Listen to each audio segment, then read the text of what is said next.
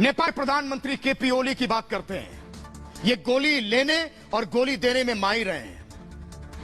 कुछ दिन पहले तक भारत के खिलाफ उनकी बोली तक नहीं निकलती थी, लेकिन अब भारतीयों पर गोली चलवा रहे हैं। एक घटना हो तो एक बार बार बॉर्डर पर गोलियां चल रही हैं। और मैं कहता हूं कि ज्यादा दिन चीन की झोली में ओली झूला नहीं झूल पाएंगे।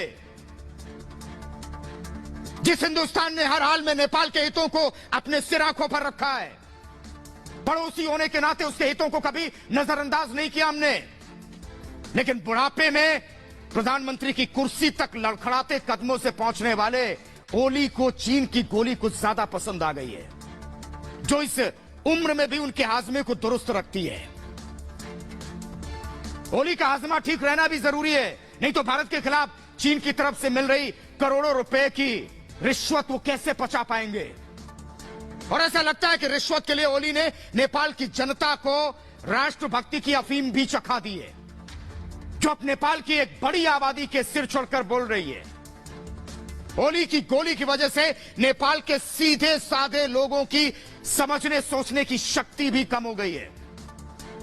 नेपाल में अंधभक्ति के इस दौर में वहां की पुलिस भी उलझकर रह गई है। उसके जवान और अधिकारी भी ओली के गलत इशारों पर नाच रहे हैं, भारत के खिलाफ साजिश रच रहे हैं। घुसपैठियों और आम भारतीयों में भी फर्क नहीं कर पा रहे वो, और वो भी तब जब भारतीय अपने ही देश की सीमा में मौजूद हों। लेकिन ओली और उनकी पुलिस की हरकतों को देखकर यह लग रहा है कि नेपाल को अब सबक सिखाने का वक्त है। इसलिए बहुत जरूरी है कि बॉर्डर पर ही नेपाल की नापाक हरकतों को हम वहीं दफन कर दें, नहीं तो अभी तक नेपाली पुलिस अपनी सीमा में खड़ी होकर भारतीयों पर गोली चला रही है। इसलिए इनका ज्यादा अगर दिमाग खराब हुआ तो उसके पहले इनका इलाज करना होगा। भारत नेपाल सीमा पर मौजूद अपने खेत में काम कर रहे एक भारतीय दंपति को बिना वजह उन्होंने पीटा, जबकि वो अपने ही खेत में लगे बांस के पेड़ से कुछ पत्ते तोड़ रहे थे। इसके बावजूद नेपाल पुलिस के जवानों ने उन पर हमला कर दिया, पीट पीट कर उन्हें जख्मी किया। ओली के इशारे पर बेलगाम हो चुकी उनकी नेपाल पुलिस की करतूत को देखकर सैकड़ों भारतीयों का गुस्सा फूट रहा है। और हद तो तब हो गई जब महिला को बुरी तरह पीटने के बाद उसके जख्मी पति को नेपाल पुलिस अपने साथ ले गई। नेपाल पुलिस की यह गलती भी ओली को बहुत भारी पड़ेगी, क्योंकि अभी तक भारत छोटा भाई समझकर नेपाल को माफ करता रहा, लेकिन पानी अब सिर के ऊपर से बह रहा है। और नेपाल पुलिस की करतूत का यह पहला उदाहरण नहीं है। इससे पहले भी वो अपनों को चीन की सेना समझने की गलती कर चुके हैं, जिसकी वजह से भारत नेपाल सीमा पर नेपाल पुलिस की करतूतें बढ़ने लगी।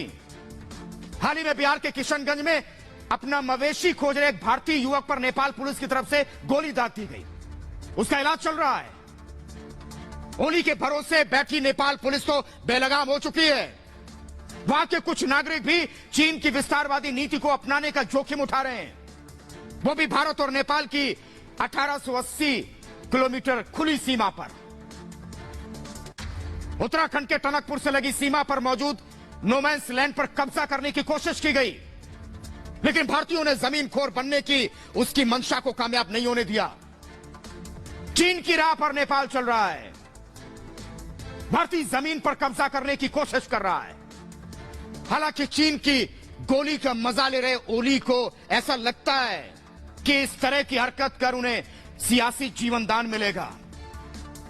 तो वहीं शी जिनपिंग की उंगली पकड़कर नए तरीके का सियासी ककहरा सीख रहे हैं भी ओली।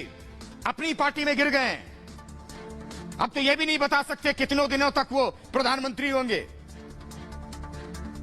नेपाल कम्युनिस्ट पार्टी के कार्यकारी अध्यक्ष और पूर्व प्रधानमंत्री पुष्प कमल दयाल प्रचंड उनका इस्तीफा मांग रहे हैं, और प्रचंड ने आशंका जाहिर कर दी है कि नेपाल कम्युनिस्ट पार्टी के टुकड़े होने जा रहे हैं। यानी अब चीन की बैसाखी भी ड्रैगन की गोली चूस रहे ओली को बचा नहीं पाएगी। अपनी पार्टी में तो ओली विरोध झेल ही रहे हैं, अब वहां की जनता भी सड़कों पर है।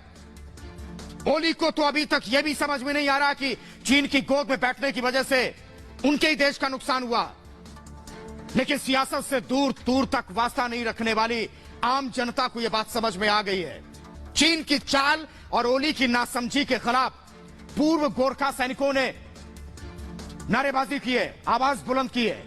भारतीय सेना की गोरखा रेजिमेंट में काम कर चुके पूर्व सैनिकों ने ओली को नसीहत दी है कि भारत से संबंध खराब करना पूरे देश को महंगा पड़ेगा और चीन की विस्तारवादी नीति का खामियाजा नेपाल को भी भुगतना पड़ेगा। और चीन के बौने सैनिक